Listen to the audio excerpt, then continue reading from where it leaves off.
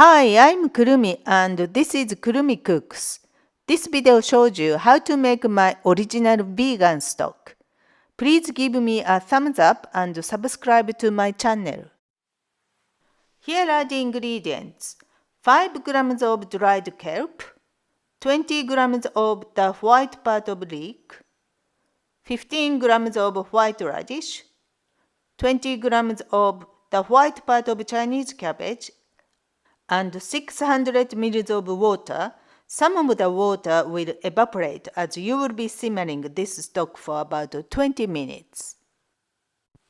Wipe the kelp with a wet paper towel to clean and retain the umami flavor. Soak the kelp in water for 30 minutes in a pan. Then slowly bring to the boil over medium heat, which takes about 10 minutes. When the water just begins to boil, remove the kelp. Then add the vegetables and simmer for about 10 to 15 minutes. Remove the vegetables from the pan.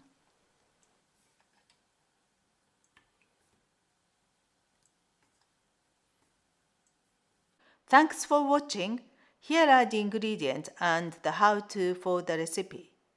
Please subscribe and visit my website kurumicooks for more Japanese recipes. Bye bye!